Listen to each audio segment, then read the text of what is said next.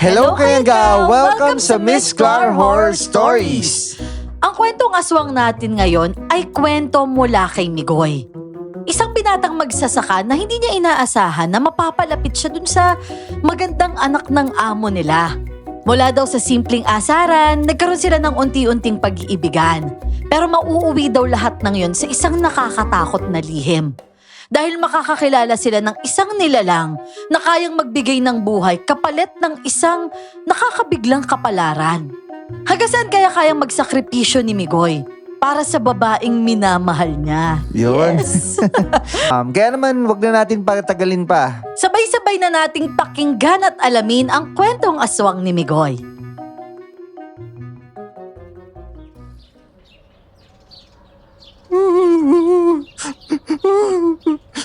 Buisit ka talaga, Migoy. Buisit ka. Oh, ba't ka umiiyak dyan? Para ka namang ano eh. Ikaw nga itong naghamon sa akin ah. Pustahan pa nga sabi mo, di ba, magre-wrestling tayo. Tapos iiyak-iyak ka dyan. Oy, yung pusta mo, amin na yun. Ano, talo ka na eh. Buisit ka. Isusumbong talaga kita kay Mang Nato. Magsusumbong ka pa talaga kay Lolo? Oh, di ba? Kita nyo naman eh, pantay yung laban. Medyo pinagbigyan ko pa nga yan eh, pinauna ko pa nga. Eh kaso napagod, di ba?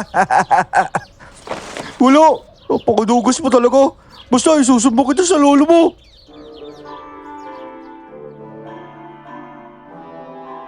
Nung hapon na yon, karaniwan na sa aming mga binatilyong magsasaka ang mag-wrestling sa dayami. Oo, medyo delikado rin naman talaga ang ginagawa namin. Pero dahil nga mga batang lalaki pa kami nun, ang nasa isip namin malambot naman ang dayami, kaya ayos lang naman makipag-wrestling.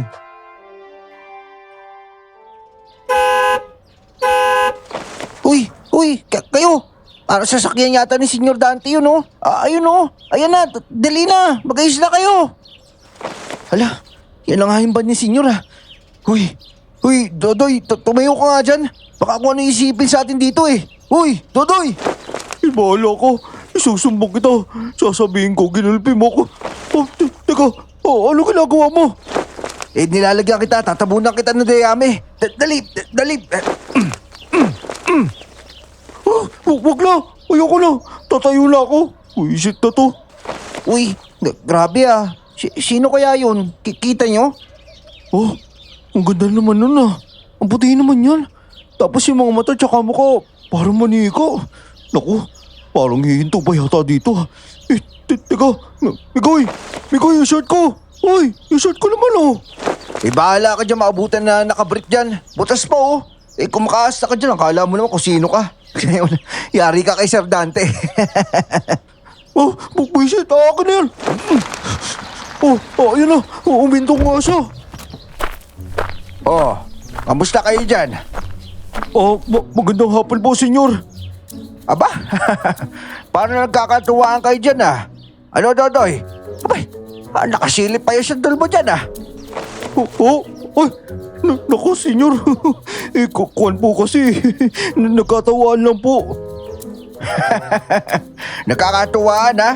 Eh kita-kita ko nga kanina, napakataas na inangat ka sa ere. Nakasapa ka pa sa balikat nitong si Migoy. Yun nga po eh. Si Migoy pinagtripan na naman po ako. Nanahimik nga po ako tapos bigla po ako hinatak. Tapos pinagre-wrestling niya po ako. Yan po si Migoy oh. Napakagulo po talaga yan. Wrestling pala ha?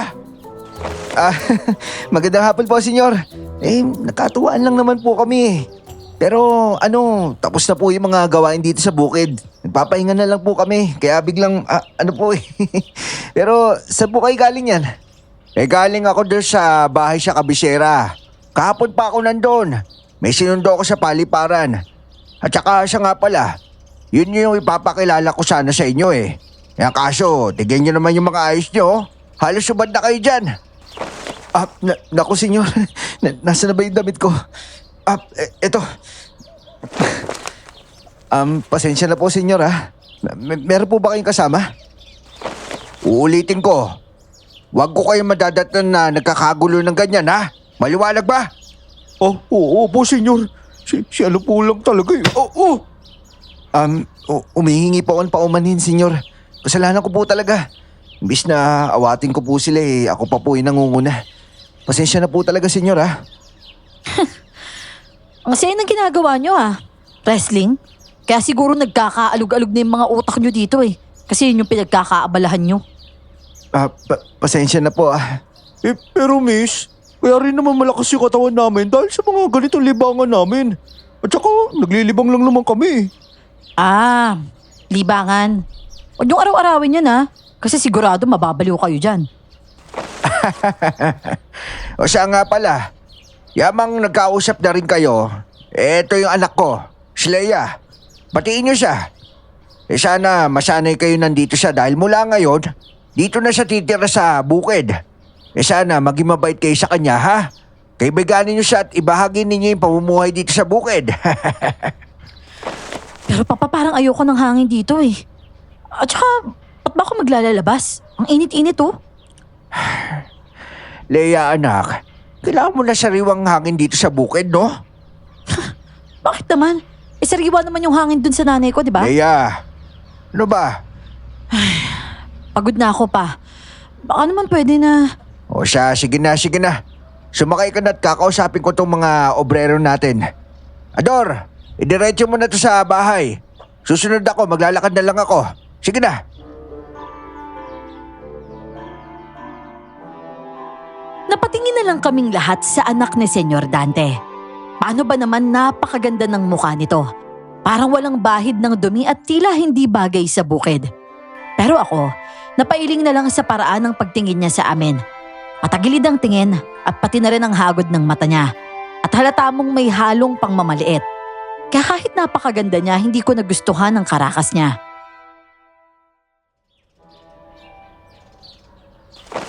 Pagpasensyahan nyo na si Leia, ha? Kaya nga nasabi ko sa inyo, mananatili siya dito sa bukid. Dito ko siya iiwan kapag umalis ako. Sinama ng Pasing at Ador, siya na yung bahala sa kanya kapag ganon. Ngayon, ang gusto ko, maging kaibigan nyo yung anak ko. Masanay kayo sa talas ng dila niya. Kasi, iba rin talaga kapag lumaki sa Amerika Basta't kaibiganin nyo siya, ha? Maliwanag ba? Oy, Bigoy! Senyor, ano po yun? Meron ako iutos sa'yo. Opo, senyor. Kahit ano po. Araw-araw tuwing umaga, tsaka hapon gusto ko, ipasyal mo si Leia dito sa bukid, ha? Senyor, baka gusto niyo ako na lang. Kasi po, marami na hong ginagawa yun si Migoy, tsaka masyado po yan padalos-dalos. Dodoy, Senyor, ano po yun? ano bang gusto mo? Ipalapa kita sa mga aso ko o gawin kita pataba? Ang gusto ko po, senyor, manahimik na lang po ako. Yan din yung gusto ko Mabuti't nagkakaintindihan tayo. Bigoy, maliwanag ba yung pinag-uutos ko? Ba't hindi ka makasagot? May problema ba? Kuwan po, senyor kasi po si Senyorita Leia, hindi ko kaya mahirapan ako kasi nga baka mainitan siya. Baka po yung balat niya mangitim Bigoy? Senyor? Kailangan pa bang iutos siya sa iba? Areglado na po, senyor. Ako na pong bahala. Yan, mabuti. Kayo lahat, tandaan niyo yung sinabi ko, ha? Kaibiganin niyo yung anak ko. Gawin niyo siyang bahagi ng pamumuhay dito. Batay, isa na naman problema to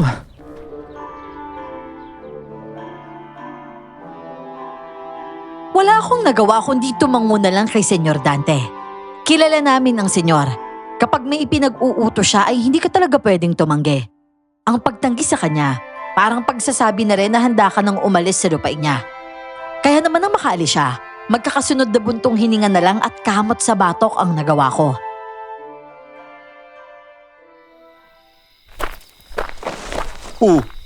Hindi ba tayo mo, Migoy? Ako na lang gagawa nun para sa'yo. Pero hindi natin sasabihin kay senyor.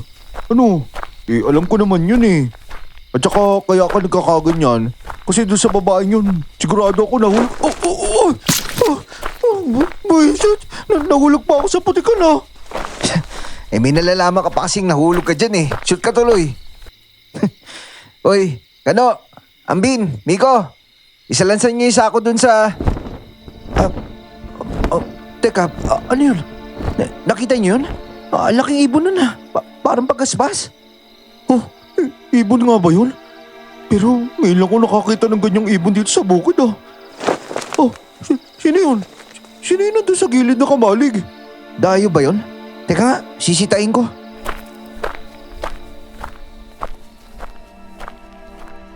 Bigla kaming may nakitang matangkad na lalaking naglalakad sa gilid ng mga kamalig. Pinuntahan pa siya ng dalawa naming kasama pero hindi na nila inabutan. Ang sabi nila wala silang nakita roon kundi malalaking aso at payat na payat daw na nagtatago sa likod ng kamalig. Maya-maya pa, nagtakbuhan din ng mga aso. Kahit pare-pareho kaming nagtataka ay binaliwala na lang namin.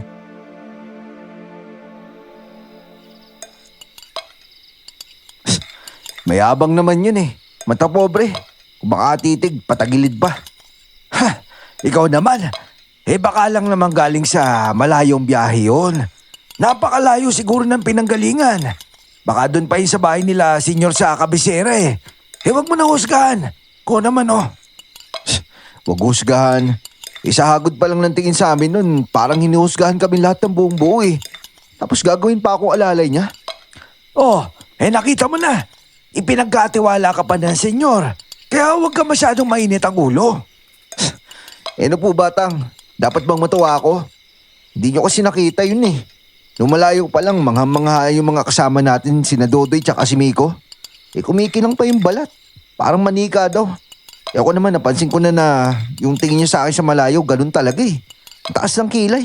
Talaga sinasabi ko sa iyo, Tang, ganun talaga. Yung tipong pinaparamdam niya, mas mataas siya kaysa sa amin. Hoy! Yung bibig mo, kung ano na yung lumalabas dyan ha. Nasa pagkainan tayo. Pasensya na po, Tang. Ano lang po, talaga umiinit lang po talaga yung ulo ko eh. Hoy, kailan naman ba lumabig yung ulo mo? Yang isipin mo na lang, anak yan ni Senyor Dante. At ngayon, ikaw yung magiging taga, ano bang tawag doon? Basta, ikaw yung magpapasal sa kanya. Doon sa bruhan eh. Picoy! Huwag mong sasabihin yan, ha? Alam mo, kung ako sa'yo, paamuhin mo. Palubutin mo. Laruin mo lang. Saka ano ba magagawa mo? Ikaw na yung tumiklop, di ba? Ako, titiklop? Kailan ba ako tumiklop, Tang? Siya yung ititiklop ko. Saka ako siya ilalaglag sa aputikan. Sinasabi ko sa'yo, Tang, siya na mismo yung kusang alis dito sa bukid. Ay, nako, Migoy. Walang magandang patutunguhan yung inis mong yan. Ang isipin mo na lang, anak yan ni Senyor. Si Dakila yun ah. Walang nga. Baka may nagnanakaw na naman ng mga kalabaw ah. Baka yun yung mga taga-riles. Teka lang, Tang ah, titignan ko. Oo, teka, sasama ako.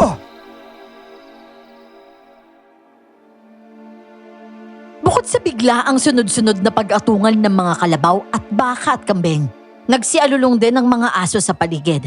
Nang nasa kalagitnaan na kami ng pilapil, napansin namin ang paggalaw ng bundok ng Dayami.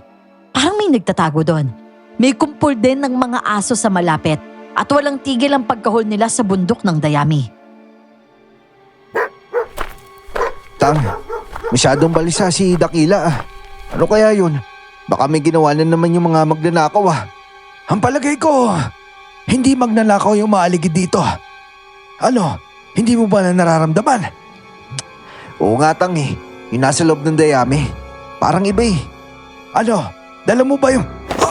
teka! Oy! Tang, ang bilis nun. Ano yun? Pinagbabalakan pa lang naming lapitan ng bundok ng Dayami nang bigla naman itong gumalaw. At sa kabilang bahaging hindi namin kita, doon lumabas ang kung anumang nagtatago roon. Hindi man lang ito naabutan ng tingin namin sa sobrang bilis ng kilos nito. Lalong nagwala ang mga aso at ang mga baka at kalabaw at halatang matindi rin ang gulat nila.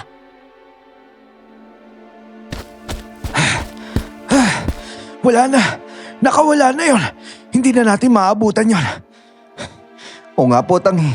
Pero mag-ikot na rin tayo. Tawagin natin sila Miko tsaka si Dodoy, baka gising pa. Tara na, Tang. Sa unang ikot namin sa buong bukid ay may nakita kaming malalaking ibon at nakakubli sila sa mga puno. Pagdakay lumilipad agad ang mga ito palayo at tuluyang naglalaho sa dilim. May naaamoy rin kaming kakaibang baho, masangsang, pero hindi namin matunton kung saan nanggagaling. 5 kaming naglibot, pero wala pa rin kaming nakitang malinaw. Kaya naman si Tatang, nagpasya nang magsiuwi na lang kami. Oh, Tang, ang aga niyo bumangon ah. Nanggaling ako kina Kabo. Sila man kagabi, meron sila naramdaman na kung ano sa bukid nila eh. Rumonda rin sila. Kaso wala rin naman sila nakita kahit ano. Kaso itong si Neneng naman, sabi niya, yung anak daw niyang buntis na si Helen, muntik daw maisugod sa ospital. Po, buntis mo pala si Helen? Hindi halata, di ba? Lagi kasi mukhang malaki yung tiyan. Pero buntis ka. Umilab daw kasi na matindi yung tiyan niya kagabi. Kagabi? Nako, patay kang bata ka. Yan nga din yung iniisip ng iba. Ang kaso, mahirap ding magsabi kaagad eh. Baka mamaya magkatakutan pa tayo, magkagulo pa yung mga tao. Lalo pang may mangyari. Pero malamang, mga magnanakaw na naman yan ng kalabaw. Ikaw, ang aga mo nagising ah. Masyado ka excited ah. Pagbutihan mo ah. Malay mo, magkaigi-kainan ni Ma'am Leia. Kadiri naman kayo, Tang. Hindi na, Tang, no? Halik na lang ako sa nguso ni Dakila kaysa dyan. Ano ba yan? Kinikilabutan ako sa mga pinagsasabi mo, Tang eh. Nako, Migoy. Mahirap magsalita ng tapos, ha? Sinasabi ko na ngayon, Tang. Tapos na. Labo naman kasi na sinasabi mo, Tang eh. Ikaw ang bahala. Basta ako, hindi ako nagkulang sa paalala, ha? Sige na. Kanina pa nagtungo dito yung isang katulong nila, senyor eh. Gising na daw si Senyorita Leia. Ano naman kung gising na? Di magtimpla sila ng gatas, baka umiyak eh. Sige na nga po, Tang.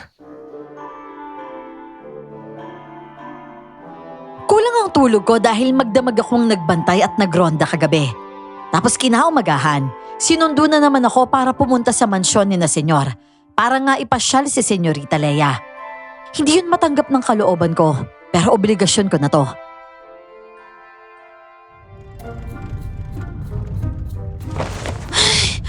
Ano ba yan, Migoy? Ang lumak naman dito. Yung pitan ko naman Ano po yan, senyora? Yung pitan ko sabi ko, lumak-lumak to dinadaanan mo eh. Ano tinatawa mo dyan, hoy? Sino po bang di matatawa? Sisigaw niyo ba naman na yung puwetan niyo? Alam mo, napakaano mo talaga. Susubok kita kay Papa. Ano nga po kasi yun? Mahirap mo kasi makarinig eh kasi maingay yung makina nitong jeep. Maingay kasi nga bulok na tong jeep mo. Po? Nabubulok mo yung puwetan niyo? Sasapakin talaga kita eh. Oo. Ma'am, ba't naman kayo mananapak? Di ba yung mga ganyan nakakatanga? Sabi niyo, di ba? Kapag nagre-wrestling, ganyan? Huwag po ganyan, ma'am. Baka maging tanga po kayo.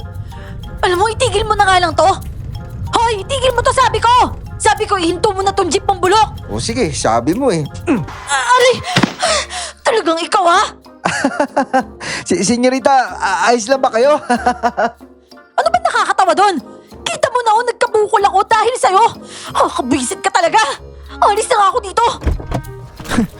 Buti nga sa'yo. Teka, senyorita. Kulang pa yung bukol nyo. Baka sana mabukula ka. Hindi. Baka may mangyari sa inyo dyan. Malubak yung daan eh. Senyorita, teka lang.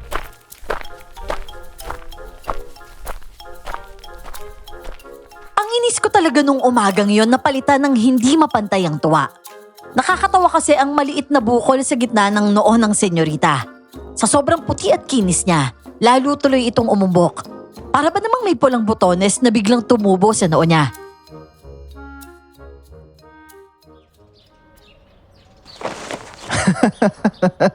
Sinasabi ko sa'yo, Dodoy, kung nakita mo yung mukha niya. Galit na galit, parang dragon talaga yung mukha niya. Baliw, paano ko sumbukan nung kay senyor?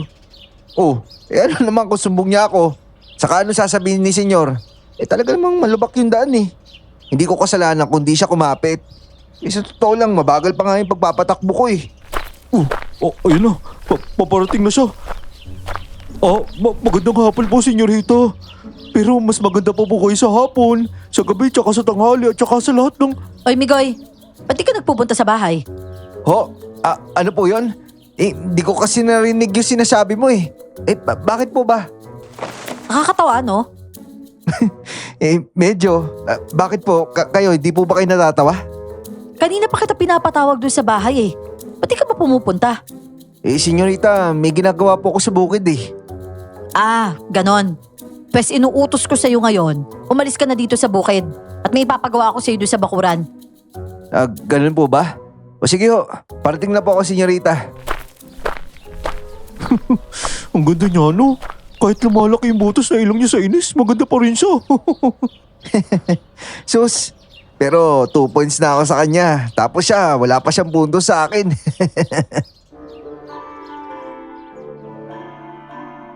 Tuwang-tuwa pa rin ako noon kahit parang sinugod kami ni Leia sa kubo namin. Ang nasa isip ko noon, hindi ako papayag na alipustahin at maliitin kami ng isang gaya niyang mababa ang tingin sa amin. Kaya bawat pagkakataong pwede ko siyang asarin, aasarin ko talaga siya. Pero mahirap din palang kalabanin ang Leia na yon.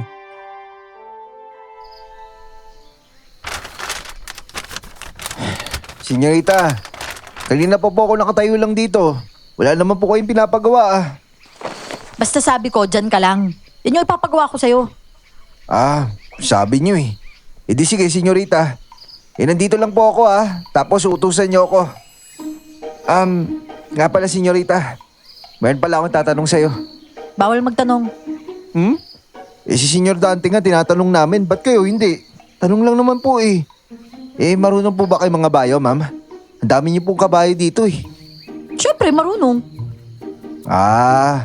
Magaling.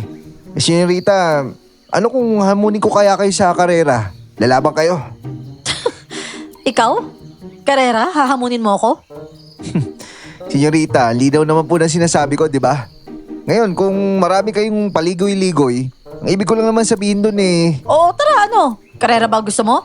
Dami-dami mo sat-sat dyan eh. Halika na. Kumuha ka ng kabayo mo doon. Oh, anong ginagawa mo? Ba't kumuha ka ng motor?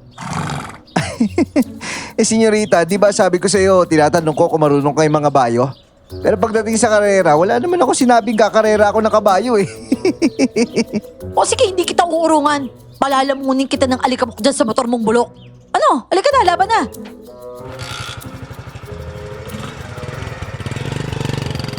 Siyempre naisahan ko si Leia. Motor ang gamit ko at kabayo ang sa kanya. Sa totoo lang, hindi naman talaga ako marunong mga bayo. Kaya kinailangan ko siyang daanin sa diskarte. At gaya ng inaasahan ko, mas mabilis ang motor ko kaysa sa kabayong napili niya. Pero bago pa ako makarating sa finish line, nasilat ang unahang gulong ng motor sa maliit na hukay. At tumilapon ako paabante sabay plakda ako sa lupa.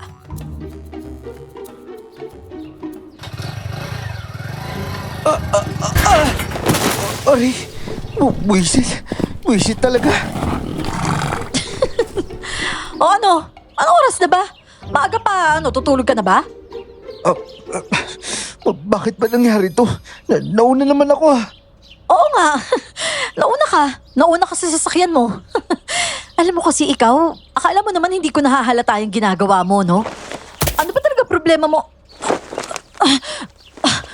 Leia? Leia, ano nangyari? Leia! Pagkababa pa lang ni Leia sa kabayo ay nakita ko ng gumigewang siya at parang nagdidilim ang paningin. Napabangon ako agad nang tuluyan siyang sumubsob paharap sa lupa. Naglapitan ka agad ang mga tauhan at katulong at dali-dali siyang inakyat sa mansyon. At ako naman, muntik pang mapahamak sa mga gwardya. Tinutukan ba naman ako ng barel dahil pinaghinalaan nilang may ginawa ako sa senyorita nila?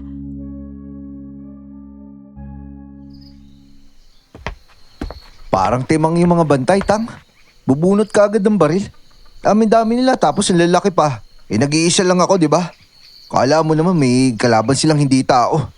Oh, ano nangyari? Sinaktan ka ba? Baka naman mamaya ikaw yung... Hindi, Tang, no? Hindi rin ako nagpasindak. Pinormahan ko yung mga yun kahit madami sila. Mabuti na lang umawat yung isang katulong. Ipinaliwanag doon sa mga damulag na yun. Oh, nakita mo na. Kahit hindi ikaw yung direktang may kagagawan kung bakit nawala na malay si senyorita, may kinalaman ka pa rin doon. Ang naman, bakit ako pa din? Kung hindi ka ba naman damuho na nagyaya ng karera, mangyayari ba yon?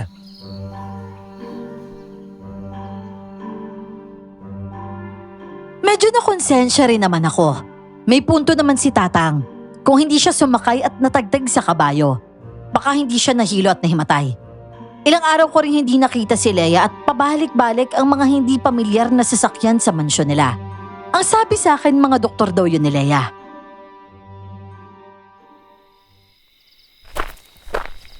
Oh, ano? Nababagot ka, no?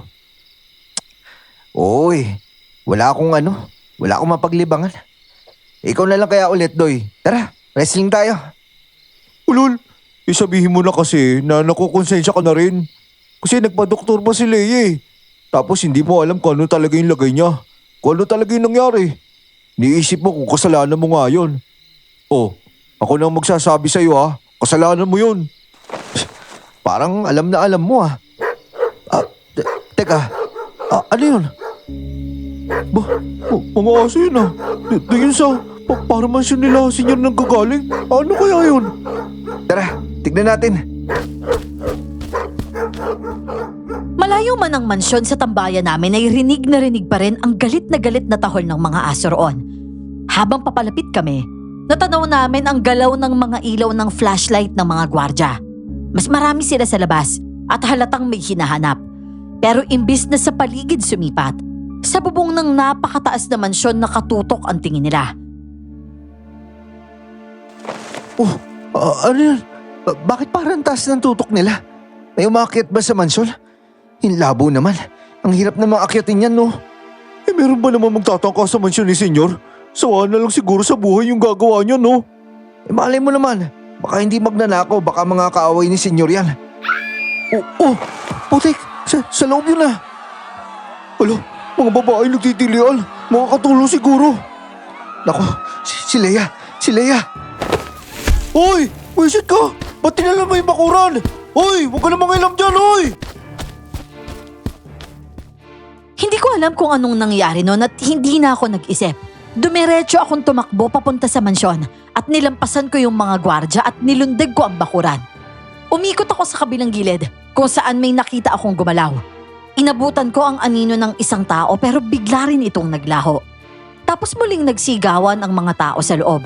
Kaya naman inakyat ko ang isa pang bintana at ang dinatnan ko sa nilapagan ko. Hoy, anong ginagawa mo dito? Hoy! Migoy, tulungan mo ako. Tulong! Leia, anong nangyari? Teka, dito ka. Tumayo ka. Kaya mo ba? Nakahandusay si Leia sa sahig. Maputla. May nasulyapan akong tao sa sulok ng kwarto niya. Pero hindi ko na gaanong naintindihan kung anong nangyari, ni kung paano siya biglang naglaho. Si Leia na kasi agad ang pinagtuunan ko ng pansin. Hirap na hirap talaga akong itayo siya dahil halos wala ng lakas ang katawan niya. Pero ang mas nakakagulat, Saglit lang. Saglit lang. Hindi ako yung may gawa nun. dahil ako ang nadatnan sa kwarto ni Leia ay ako ang napagbintangang pumasok sa mansyon. At ako rin ang pinagbuhatan ng kamay ng mga bantay. Bago pa sila naawat ng ilang kasambahay, basag na ang mukha ko at halos lupaypay na ako.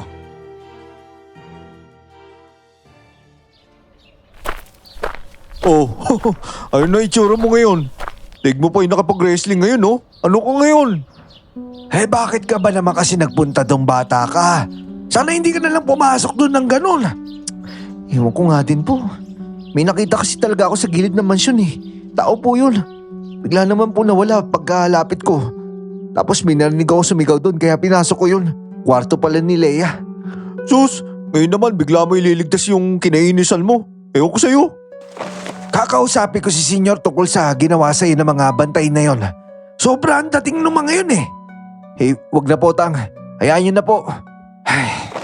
Oo nga, baka balik na rin pa tayo ng mga bantay na yun eh. Pero kahit na, hindi pwede basta-basta na lang sila mananakit ng ganon. Wag na po Tang. Babawian ko na lang yung mga yun kapag nakita ko dyan sa labas. Aba, baka kapag nagkita ulit kayo niyan, baka tuluyan ka nila. Pero, ano ba Migoy? Ano ba nakita mo doon sa kwarto ni Leia? Bakit nakantusay si Leia doon? Yun lang nga po yung hindi ko alam Tang eh. Talagang nanghihina po siya. Tapos tao naman yung nakita ko doon pero hindi ko talaga maintindihan yung itsura niya eh. Maitim, sobrang itim po tapos payat na payat. Tapos parang ang haba po ng katawan. Kaso hindi po talaga ako sigurado. Kasi bigla pong nawala eh. Tapos nataranta ako dahil biglang bumagsak na lang si Leia. Aba, kung tama yung nakita mo, napasok nga yung mansyon. Delikado pala sila doon. Pero imposible mapasok yun eh. Nako, hindi kaya tao rin ni Leon? Baka may ibang pinagtutuunan ng pansin yung mga gwardiya doon. Oo nga no. Yung ano nga ba yun? Anong tawag doon? Inside out ba yun? Yung kung sino yung nagtatrabaho sa loob? Yun din yung gumagawa nun? Bungol, inside job yun. Inside out ka dyan.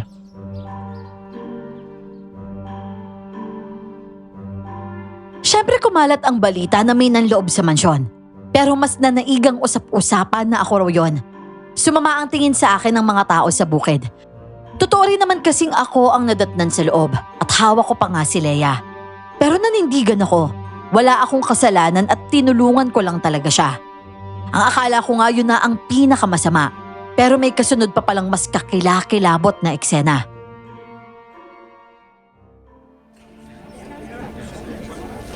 Oh, si Box yun, di ba?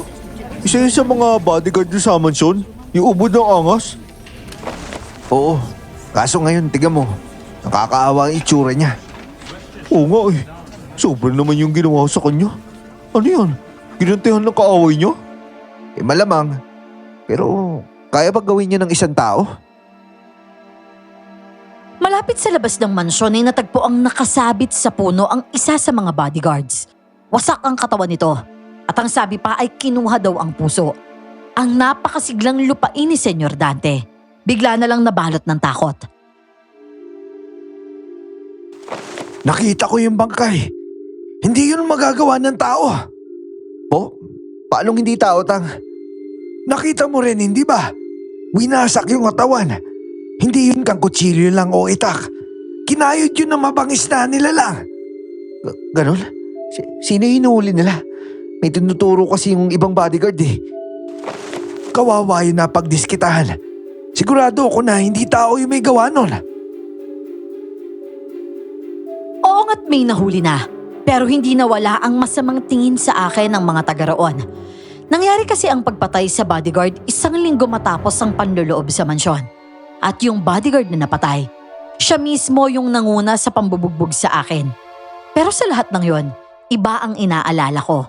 At naiinis ako na yun pa ang iniisip ko.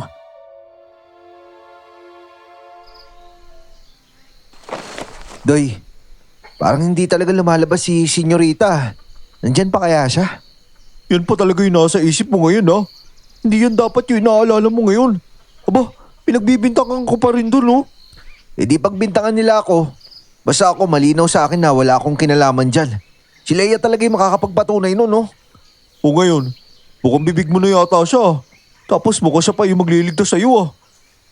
Yari tayo pagdating ni senyor nito. Galit na galit yun sigurado. Habang naaantala ang pagbabalik ng senyor ay lalo namang tumitindi ang kaba ng mga tao. Sigurado kaming kakausapin niya kami at hahanapin kung sino ang pasimuno ng lahat ng nangyari roon. Ang problema lang, isa ako sa mga pangunahing pinaghihinalaan.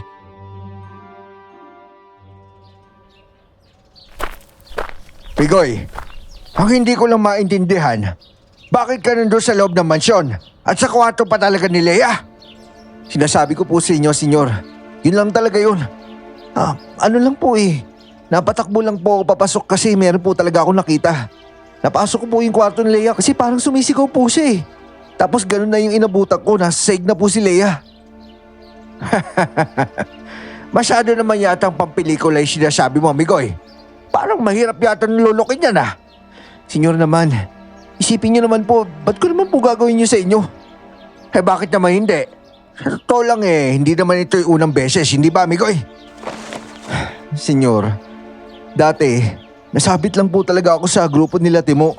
Di po ba sinabi ko na rin? Sinama lang po nila ako dun sa pinagagawa nila. May papagawa daw kayo sa amin. Tapos yun pala yung gagawin nila, hindi ko po talaga alam yun. Napakadalas naman ng pagkakataon na kapag may nangyayaring masama sa mansyon, nandun ka. Senyor, makasabat lang po ako ha.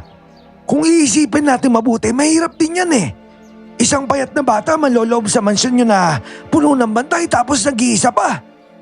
Parang mahirap naman yatang paniwalaan niyang ganyan.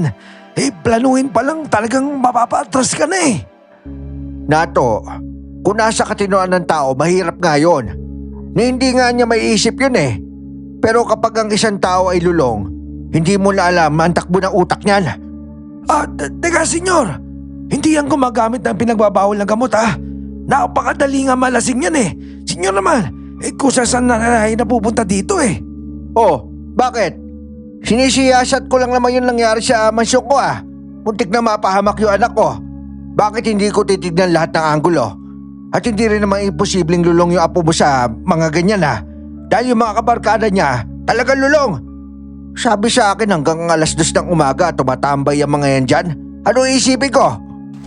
Senyor, totoo naman po yun eh. Tumatambay lang kami dun. Pero wala po talaga kaming ginagawang kalokohan dun. Habay sa pagtambay-tambay na yan sa gabi, dyan nagmumula yung kalokohan eh. Sa mahahabang umpukan ng mga lalaki, dyan nagpaplano ng mga kung ano-anong kabalastugan.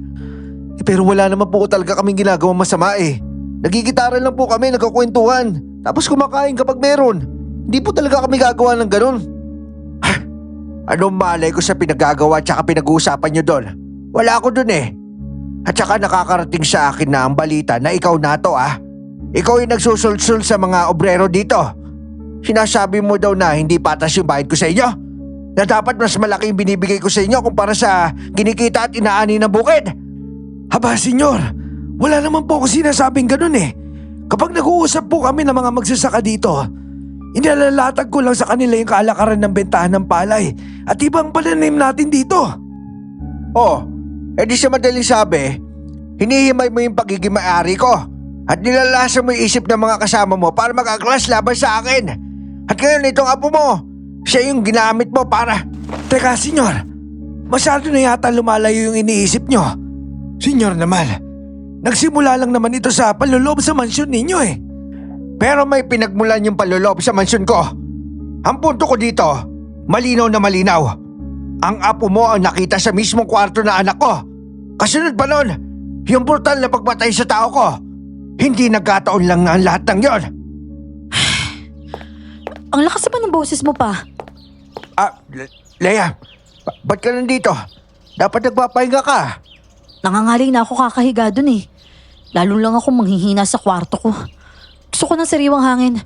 Kaso, ito yung dadatnan ko dito sa harap ng mansyon. Ano ba pinagkakaguluhan nyo dito? Tapos galit na galit ka pa.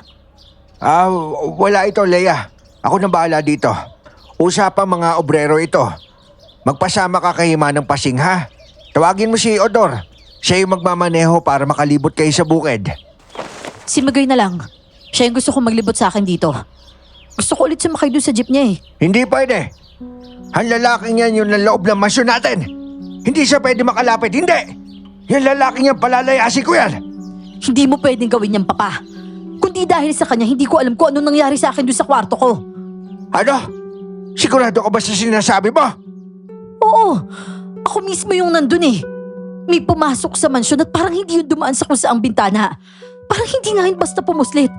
Palapit yun sa akin pero biglang dumating to si Migoy. Sinasabi ko sa iyo, Papa, matinik yung taong to. At imbis na itapon mo siya, gawin mo na lang siyang bodyguard ko. Wala ka na mga aalalahanin kapag siya yung kasama ko eh. Kitang-kita kong napalunok ng madiin ang senyor. Napangangan na lang din ng mga tao doon. Nagkatinginan ng ibang gwardya at nakakunot ang noo at napapailing. Pero sa sinabi ni Leia, nabura ang lahat ng paratang sa akin. Sumenyas pa nga ang senyor para paalisin ang mga obrerong nakatipon sa harap niya. Tumalikod pa siya at sinenyasan din ang mga bodyguard.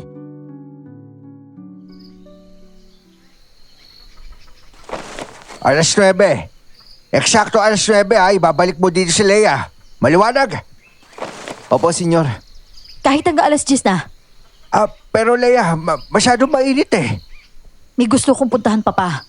Ako nang bahala. Alika na, Migoy. Okay, senyorita. Ayos ka lang ba? Alalayan na kita oh. Hindi na. Kaya ko na to.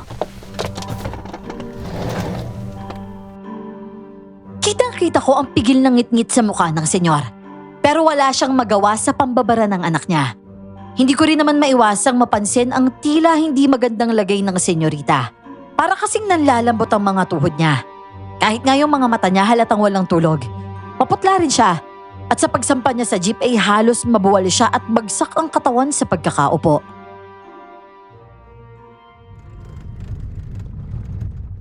Oh, parang himala naman yata. Ang bagal naman yata ng takbo mo ngayon. Kapag binilisan ko to, sisigaw mo na naman yung puwetan mo eh. Tama ka na nga dyan. Pasalamat ka nga hindi kita isinumbong kay Papa eh. O hindi, Oo nga pala. Salamat salamat saan? Dahil sa sinabi mo, naabsuelto ako. Galit na galit si senyor eh. Hindi kita inabswelto. Ikinuwento ko lang yung totoo. Ba't naman kita aabsweltohin? Oo nga. Pero salamat pa rin talaga. Medyo bilisan mo naman oh. Makakatulog na ako dito eh. At saka, nga pala Migoy bago tayo bumalik sa mansyon, punta tayo doon sa ilog. Sabi kasi sa akin ni Manang, may ilog daw dito eh. Masyado malayo yun eh. Saka mas matagdag yung daan doon. Kahit na. Sige na, dalhin mo na lang ako doon. Sige, masusunod senyorita. Bait mo Alam mo hindi bagay. Ay, teka nga, hinto nga muna tayo dyan. Diyan sa taniman ng gulay.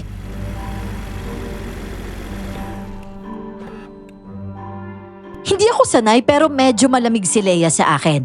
Parang wala siya sa wisyo para mang-asar. Pero malamang mahina lang talaga ang katawan niya.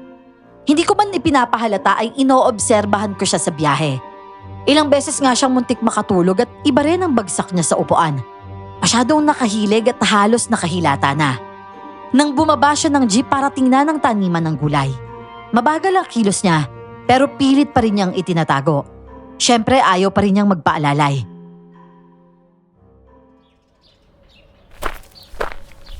Ang gaganda ng mga gulay dito, no? Tsaka, tingnan mo, ang dami, oh. Talaga magaganda yung gulay dito. Maganda rin kasi yung lupa eh. Maganda? Talaga? Liligawan mo? Uy, bumabalik yung pangil mo wala naman sa akin kung maganda eh. Di bali nang hindi kagandahan no. Basta maayos yung ugali. Hindi yung laging tila naglilihi. Oh, ano na namang ibig mong sabihin dyan?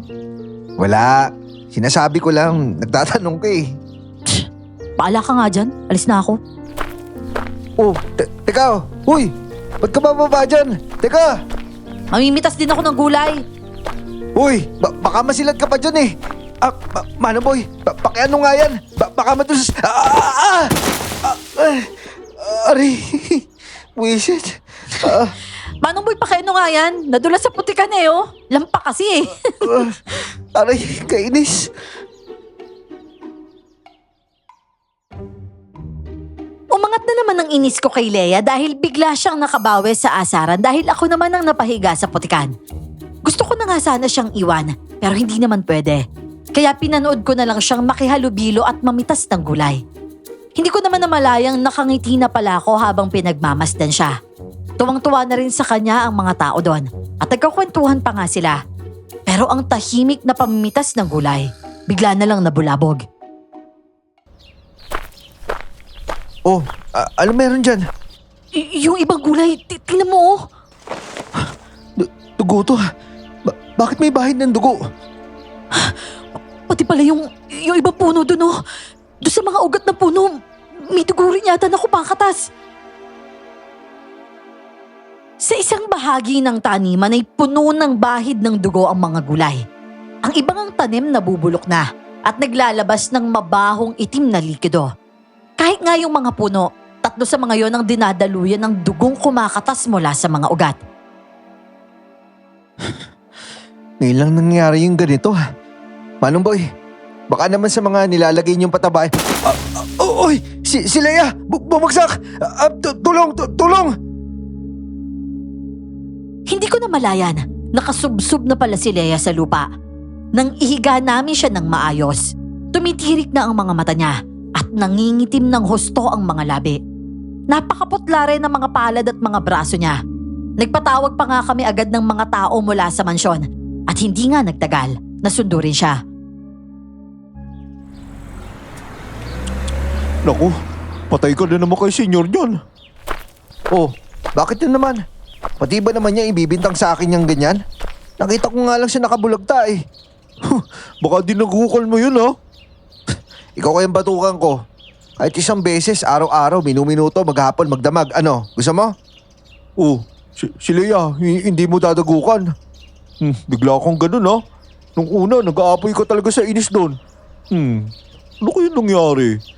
Bakit parang biglang nag-iba yung ihip ng hangin ha? Eh, nag-unat ka ba naman dyan eh? Nalantad yung kilikili mo, paano hindi mag-iiba yung ihip ng hangin?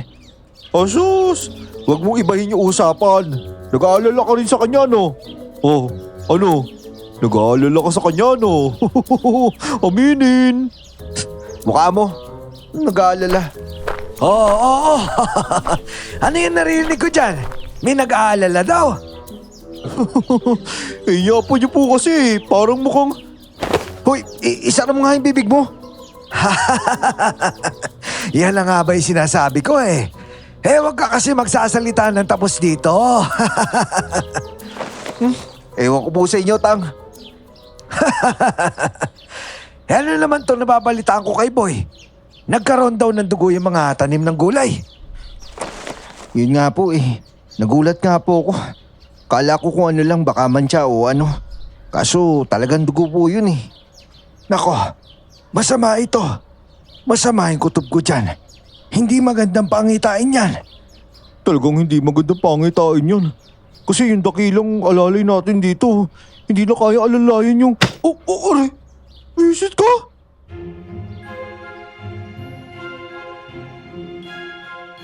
Itanggi ko man ang pang-aasar nila. Totoo, nag-aalala na nga ako kay Leia. Pero ayokong palakihin kung ano man ang nasa loob ko. Ayoko kasi ng gulo at ayoko ng ganong klaseng tao. Pero ang hindi ko maintindihan, habang nilalabanan ko ay lalo namang lumalaban ang nasa loob ko.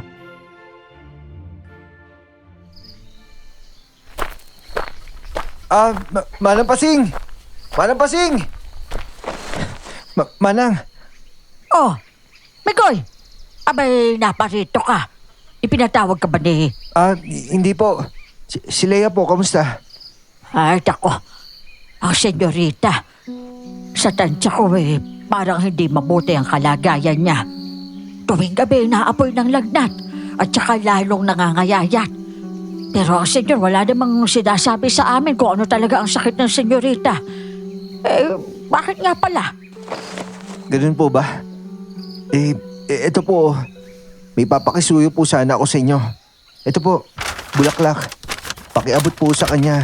Siguro ilagay niyo na lang po sa florera. Tapos pakilagyan po ng tubig ha. Manang Pasing, kayo na pong bahala ha. Pero huwag niyo sasabihin na sa akin ang galing yan. Abay, bakit naman? Dapat nga alam niya. Hindi, Manang. Basta huwag niyo lang po sasabihin ha.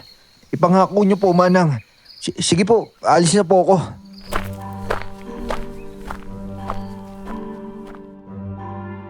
Hindi ko na alam kung anong kalokohan ang pumasok sa isip ko noon. Sa totoo lang, nahihiya ako sa ginawa ko. Tinatanong ko na rin ang sarili ko kung bakit ako nag-aalala kay Leia. Kung bakit pinaabutan ko pa siya ng bulaklak. Pero ayokong aminin ang sagot kahit alam ko naman na.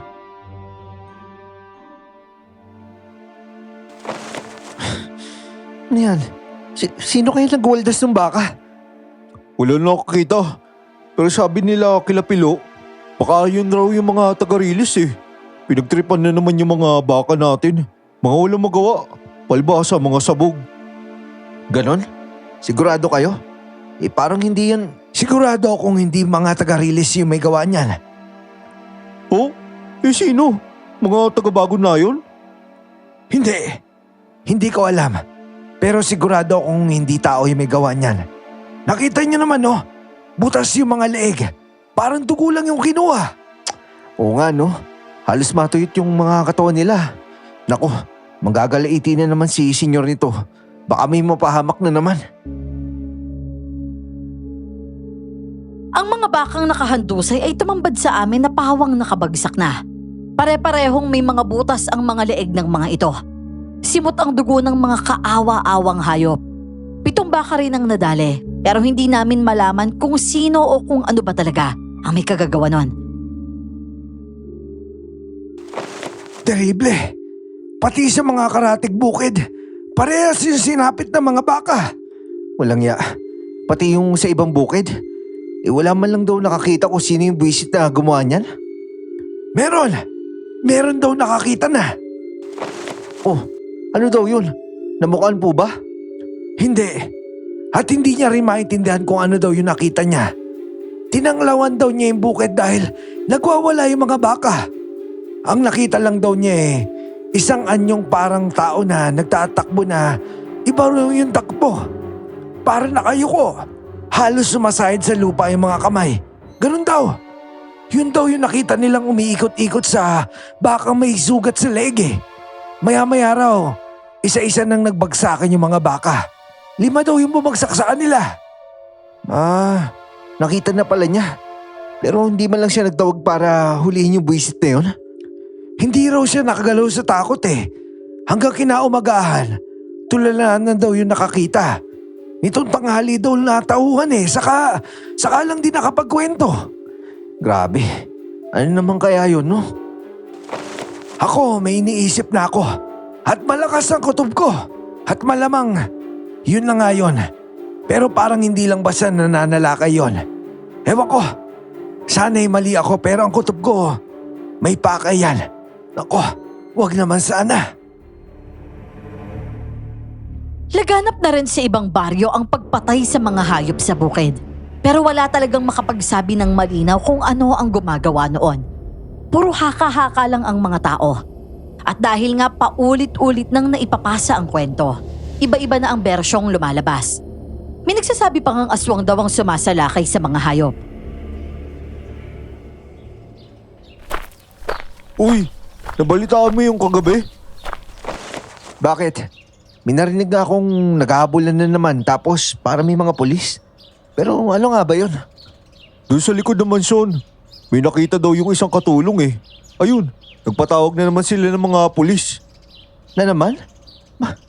Talaga sinusubok sila dun ah. Pero grabe rin yung nagtatangka dun. Hindi ba siya nag-iisip? Siyempre, mas mahigpit dun kaysa ngayon. Parang doble pa nga yung bilang ng mga gwardiya tapos bumalik pa sila. Ewan, pero sabi kasi nung katulong, hindi na nga raw niya alam kung ano yung nakita niya eh. Kwento lang ito ni Aling Glo ah.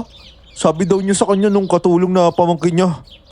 Nako, si Aling Glo pala. Hindi totoo yan. Kapag nakakita yun ng saranggola sa gabi, sasabihin niyan alien yung nakita niya. Oo nga eh. Pero ito nga, sabi nga daw nung katulong, yung nakita niyang gumagalaw sa dilim, halos mata lang daw yung nakita eh. Mata na pulang-pula daw. Kitang-kita daw sa dilim. Oh, nako, wala yan. Kapag ganyan yung kumalat na balita, kung ano talagang kwento yung lalabas dyan. Pero may sinasabi rin kasi si Tatang eh. Diba? Yung matanda iba rin talaga yung basa nila eh. Ang hirap niyan. Ang labo. Kasi wala namang malinaw na nakakita, di ba? Sa lahat ng kwento at haka-hakang kumakalat sa bukid, walang ibang nasa gitna ng pag-aalala ko kundi si Leia. Pilit ko siyang itinataboy palabas ng isip ko. Pero habang sinusubukan ko, lalo lang siyang kumakapit. Ang problema, hindi na lang isip ko ang gumagana. Pati katawan ko kumikilos na dahil sa pag-aalala.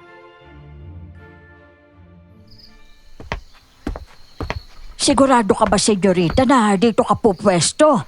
Medyo mainit dito eh. Ayos lang po ako, Manang. Gusto ko rin naman po magbilad ng konti eh. Hindi kasi ako pinagpapawisan. Ay, o sige, senyorita. Ilalapag ko na ho dito ang inumin at mga merienda ninyo. Tawagin nyo na lang po ako kapag may kailangan pa kayo, ha? Sige, Manang. Salamat ah. O, sige na. Bakit ba kasi ako nagkaroon ng ganito eh? Tsaka, bakit naman ako? Bulaklak? Ang ganda dito ah. Sino to?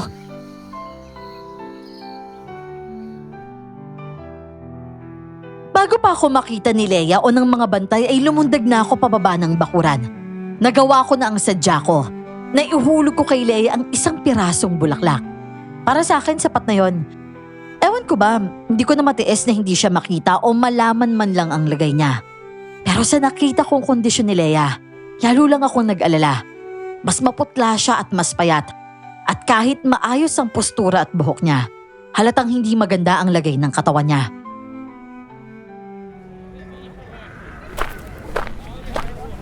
Oh, 1 linggo na lang, pista na. Ang sabi ni Senyor, magdiriwang daw tayo kagaya ng taon-taon niyang ginagawa. At mas espesyal daw ito ngayon. Dahil nandito yung anak niyang si Leia. Kaya ngayon pala, maghanap na kayo na makakasayaw niyo, ha? Eh ang sinasabi ko, yung mga binata't dalaga lang, ha? Yung mga may asawa na, itali niyo yung mga sarili niyo sa mga upuan nang hindi kayo malikot. Kayo talaga, Tatang, oh. Eh, kayo, Tatang, sino po yung kasayaw nyo? Abay, tigilan mo nga ako, Dodoy. Wala ako ibang kasayaw nun kundi bote ng alak. Eh ikaw, buti nga may kasayaw ka na eh. Pero practice mo muna na mabuti si Dakila, ha? Para naman maganda yung mag-isayaw ninyo. Tang naman, tanungin niyo po muna si Dakila kung papayag siya. Ayun, ang galing mong bumanot ah. Eh ikaw, sino yung kasayaw mo dati? Si Bakay Kang, di ba? Tagal ka nang hinihintay nun eh. Si Bakay Kang, hindi nga pa lang nun, lasing na ako eh. Pero si Leia kaya, sino kaya yung magiging kasayaw nun, no?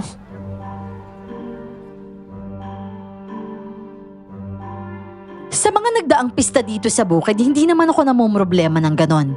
Wala akong pakialam lalo na sa sayawan. Basta kumakain lang ako at umiinom at nangaasar sa mga nagsasayaw. Pero ngayon naiinis ako sa sarili ko dahil nag-iisip na ako. Hindi nga siguro basta nag-iisip dahil may gusto talaga akong maging kasayaw.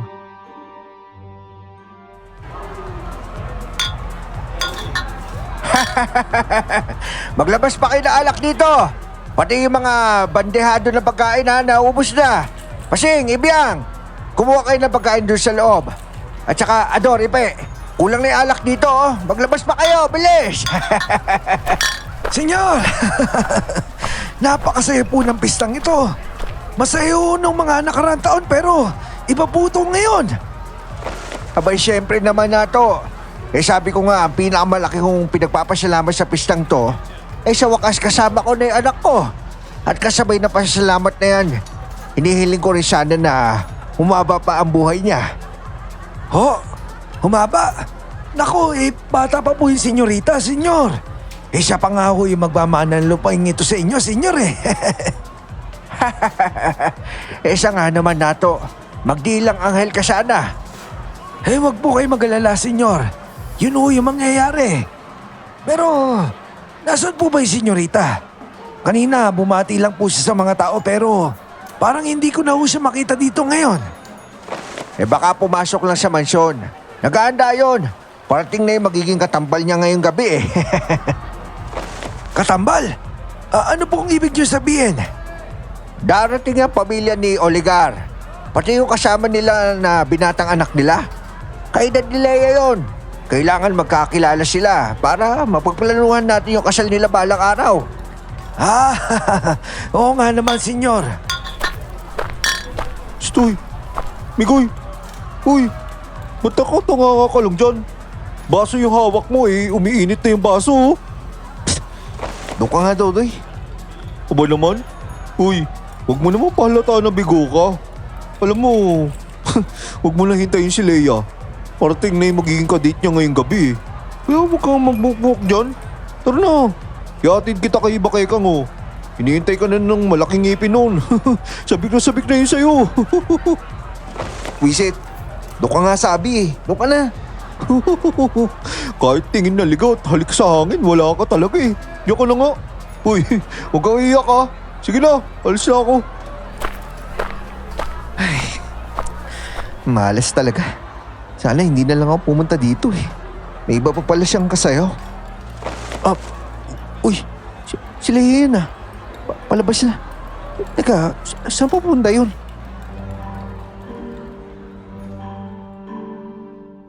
Sa totoo lang, inggit na inggit ako sa mga magkakaparehang nagsasayaw. Ang kaso alam ko sa sarili ko na hindi ko makakapareha ang taong gusto kong makasayaw. Pero bigla ko na lang nasulyapan si Leia. Nasa gilid siya at palihim na tumatakas palabas ng bakuran ng mansyon.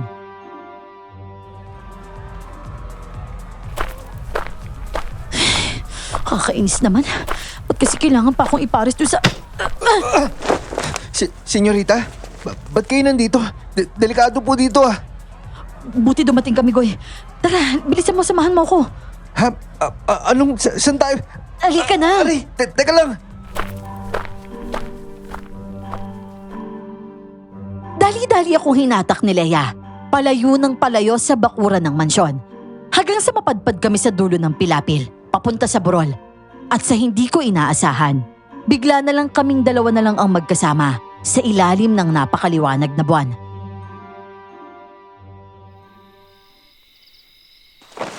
Uy, Leia, ba't ka ba tumatakas dun? Ayoko dun. Ipapakilala sa akin yung lalaking pinipilit sa akin ni Papa. Ah, nabalitaan ko nga yan. E di ayaw mo sa kanya. Ayoko nga. Napakayabang kaya nun. Naku, paano kung hanapin ka ni senyor? Sigurado ako magtataka yun na... Ang ingay mo naman. Lumayo nga ako doon para walang maingay. Gusto mo na bang bumalik doon? O sige lang, iwan mo na ako dito. Yan yung hindi pwede. Alin? Alin yung hindi pwede? Hindi kita pwedeng iwan dito. Hindi ko hayaang mag-isa ka dito. Yan, ganyan. Ano, sayaw tayo? Sayaw? Kaso wala naman tugtog eh. Saka, Leia? Sige na, Migoyo. Gusto ko lang namang maranasang maisayaw eh. Hindi naman importante kung may tugtog o ano. Ang gusto ko lang, maisayaw ako.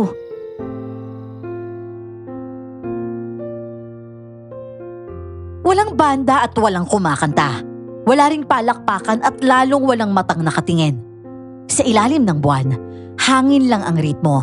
Hangin lang ang tugtog. Isinayaw ko si Leia. Hindi ko nga alam kung paano nangyari pero sa mga sandaling yon, biglang natupad ang matagal ko ng pangarap.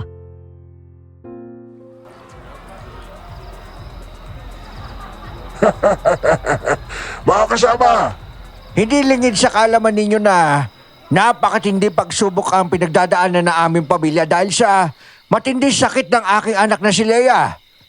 Pero tapos na ang lahat ng yon. Dahil sa himala ng Diyos, nagamot ang sakit niya. At ang himalang yon, ipinadaan sa isang napakabuting lalaki. Napakagiting na lalaki. Kaya ngayon, formal ko inaanunsyo sa inyo na si Dr. Leo Oligar.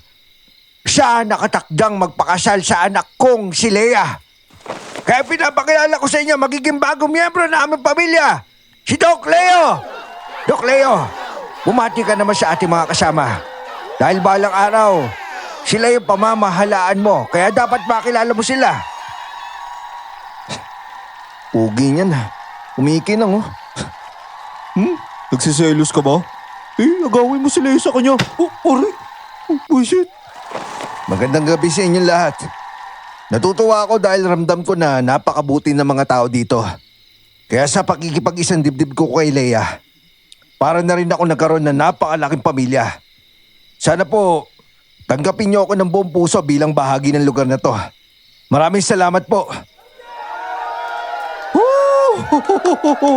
Ayos, Doc! Ayos! Ayos naman pala eh. Tama na rin siguro to.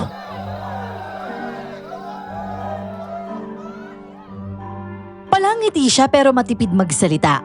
Mahiyain ang binatang doktor pero malakas ang dating niya. Halata sa itsura at kilos na galing siya sa primera klaseng pamilya. Si Leia naman, na nasa tabi na nga ng doktor. Maluwang ang ngiti pero iba ang nababasa ko sa mga mata niya. Lumibot pa nga ang doktor at nakihalubilo sa mga tao at kasama pa rin niya si Leia. Oh, ayos di ba? Marunong makihalubilo. Para mahihain lang talaga. Pero okay na yun. Kesa sa sobrang angas, di ba? Tama ka. Mukha nga mabait sa totoo lang. Oh, papalapit dito. Kasama si Leia. Oh, uy, biglang lumay si Leia. Pare, kamusta? Ako nga pala si Leo. Oh, kamusta pare? Ako naman si Dodoy. Leo, kamusta? Ako nga pala si... Ikaw si Migoy, di ba? Oo.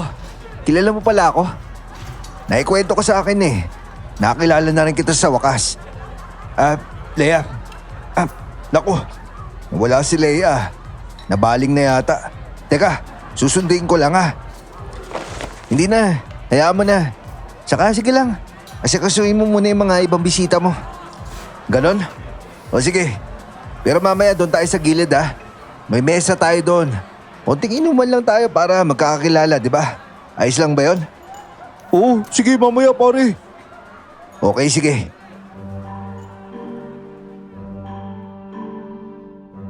Nang makita ko ng mas malapitan ng doktor ay lalo kong napatunayang tama ang paglayo ko. Wala akong maibibigay kay Leia. Pero ang lalaking yon, kaya niyang ibigay ang lahat ng dapat para sa kanya. Sa gitna ng kasiyahan ay humiwalay ako kay Dodoy. Pasimple akong tumakas. Nagpahangin ako sa labas at ewan ko ba, parang sumisikip ang dibdib ko. Sana pala imbis na tumambay ako roon ay umuwi na lang talaga ako. Dahil ang mga sumunod na nangyari, yun mismo ang pinakaiiwasan ko.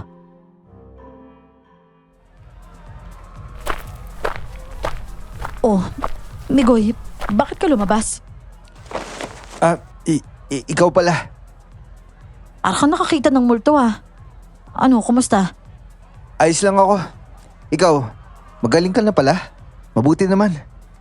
Oo, gumaling nga ako. Pero, ba't ka nga pala nandito? Di ba umalis na kayo ng tatang mo? Oo. May kinuha lang akong papel sa munisipyo kaso natagalan Leia, mauna na ako sa'yo Maaga pa akong pupunta ng munisipyo O, sige na. Sige, tuloy na ako. Bumalik ka na sa loob. Mag-isa ka lang dito Iniwan mo nga ako mag-isa noon Ano, Leia? Kasi kailangan ko na talaga umalis May sinasabi ka ba? O, di umalis ka.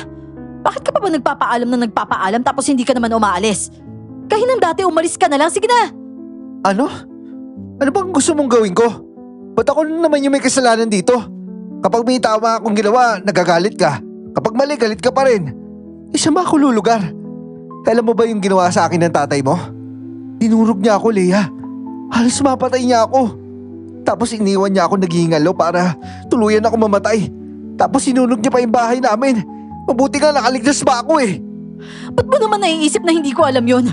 Siyempre alam ko lahat. Kaya nga sige na, umalis ka na lang para wala nang gulo. Magaling ka na naman, di ba? Napagaling ka na nung doktor na yon.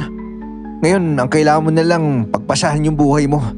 Kung gusto mo maging malaya, gaya nga na sabi mo sa akin noon, ikilos mo na. Huwag mo nang iasa sa iba para hindi ka mabigo. Tama ka nga naman. Sana nga ganun na lang ang ginawa ko noon Sana hindi na lang ako umasa sa'yo.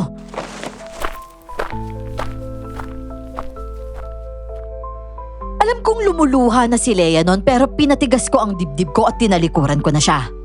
Naglakad ako palayo nang hindi ako lumilingon. Bumalik ako sa bahay ni Dodoy at doon ako mag-isang nagpakalasing. Mag-aalas-2 na noon, wala pa rin si Dodoy. Kapag ganun kasing napapainom siya, kung saan-saan na yun nakikitulog. Mabuti na rin siguro dahil gusto ko talagang mapag-isa noon. Pero ang akala kong tahimik na pagdadrama, may biglang gumambala pala. Lumabas ako kahit kakaiba ang lamig ng hangin at nakakatakot ang alulong ng mga aso. Dahil nga nakainom may nagronda pa rin ako sa bukid kung saan nakita ko ang maraming patay na baka, kalabaw at kambing. Sa dulo ng pilapil ay may napakapayat ngunit napakatangkad na lalaking gumagapang. Umaangil at sumusuka ng dugo. Mahaba ang buhok at dila niya. Nanilisik ang mga mata at naglalaway. Nang makita niya ako, sinugod at ilang beses akong dinamba. Halos nasakmal niya nga ako ngunit nasaksak ko siya gamit ang kutsilyong dala ko. Sa liwanag ng buwan, nakilala ko ang halimaw. Si Leo, ang mapapangasawa ni Leia. At agad akong tumakbo palayo.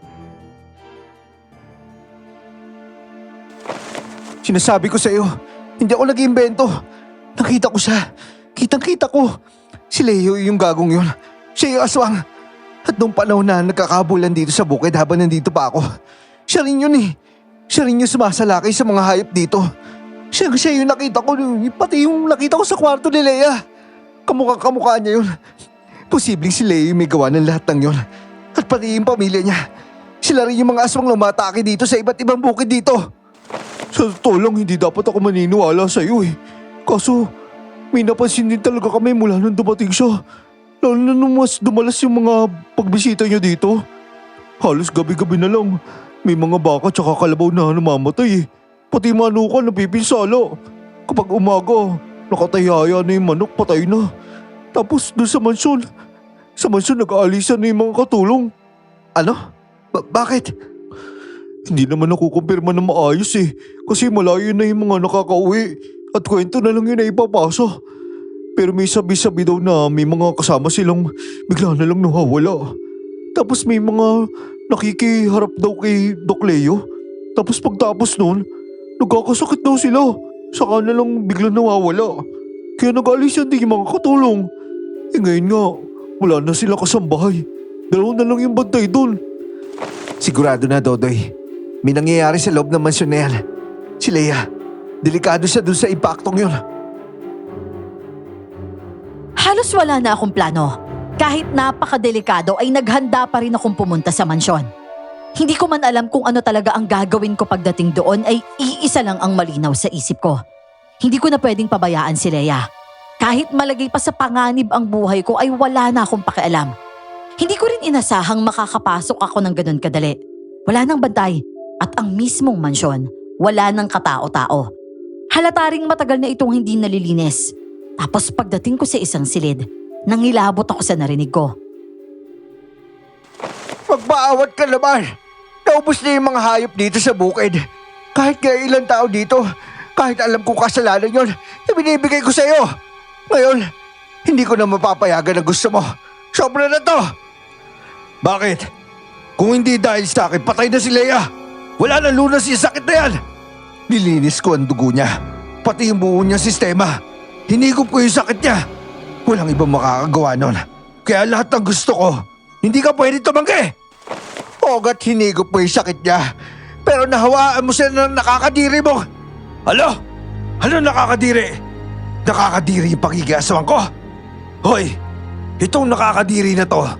Ito lang naman yung nagduktong ng buhay sa anak mo ngayon. Pero ngayon, kailangan ko na ang lahat ng dugo ng anak mo. Matagal na ako nagpigil sa dugo at laman ng tao.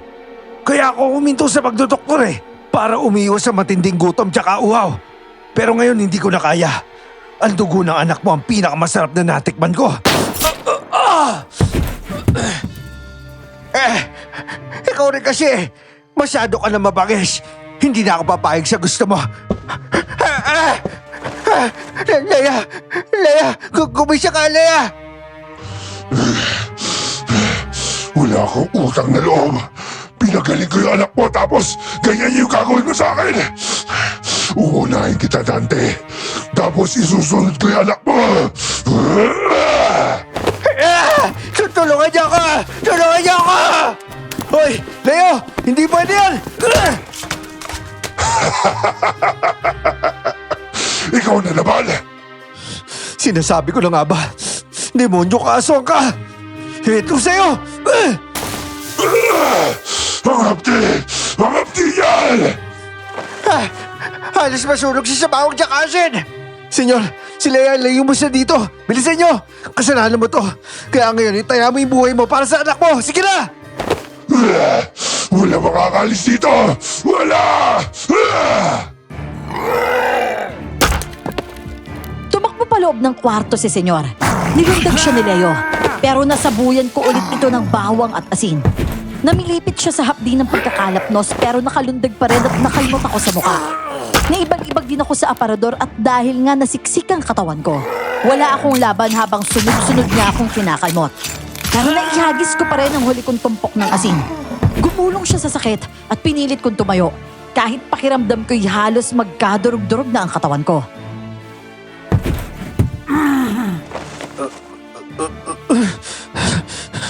Hindi ko maitukod yung braso at tuhod ko. Punit-punit din yung laman ko. Kaya wala lang pagka... Pakilimero, napakatapang mo pero napakabobo mo! Kaya ngayon... Ano? Sumusobra ka na, napakawalang yamo! Nawala nga yung sakit ko, oo, pero hinawahan mo ako! Wag! Wag! Wala ka talagang utang na loob! Wag! Wag! Ikaw na babae ka. Imbis na magpasalamat ka, ganyan pa igaganti mo sa akin. Pwes, kung ganyan lang din, tatapusin na kita! Nawalan na ako ng malay noon kaya hindi ko maabot si Leia na sinasakmal na ng aswang. Pero pilit ko pa rin iginagalaw ang katawan ko. Naabot ko ang kutsilyong nabitiwan ni Leia. Pero bago ko pa yun maisaksak, nakalmot na ang braso ko at halos maputol yun. Bumalik ang senyor at pinagbabaril ang aswang pero naibato sa kanya si Leia at nabagok ang ulo nito. Maya-maya pa, nawarak din ang leeg ng senyor. Saka muling binalikan ng aswang si Leia. Wala na. Bagsak na si senyor. Napakahina niyo mga tao! Ngayon, wala nang hadlang sa akin. Sasairin ko ang mga dugo niyo! Ayaw mo rin naman maging kagaya ko, hindi ba? Kaya tutuluyan na lang kita. Sayang, dahil kung sakali... Aray ko! Hindi ko nabibitawan to. Sisiguraduhin ko aabot to kutsilyo hanggang sa puso mo!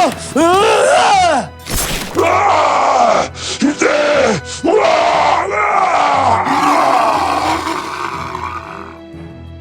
Naipaabot ko nga sa puso ng aswang ang patalim mula sa likuran at napasubsob na siya. Para makasiguro ay itinara ko rin ang kutsilyo sa ulo niya. Kinaladkad ko siya palabas at sinunog sa gilid ng mansyon ni na senyor. Nakahingi rin ako ng tulong at inasikaso kami ng mga taga-bukid. Critical si senyor sa ospital. Si Leia naman ay buhay. Nabuhay siya dahil iba na ang sistema ng katawan niya. Dahil nahawa na siya sa pagkaaswang ni Leo.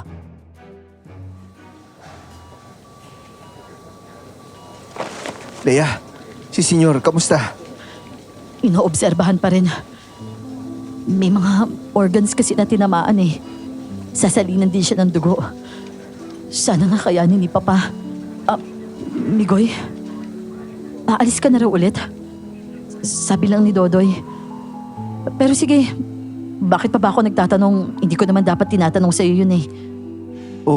Bakit naman? Dahil kasi hindi kita dapat pinipigilan. Hindi ako dapat umaasa at dapat kaya ko nang mag-isa.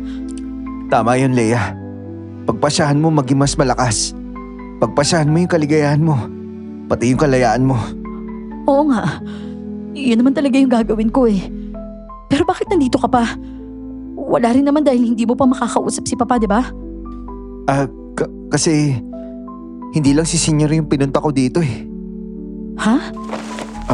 Leia, kasi gusto ko sanang... Wag na lang, Migoy. Wag na. Maawa ka sa akin. Kung hindi pwede at hindi mo kaya, sige na. Tama na.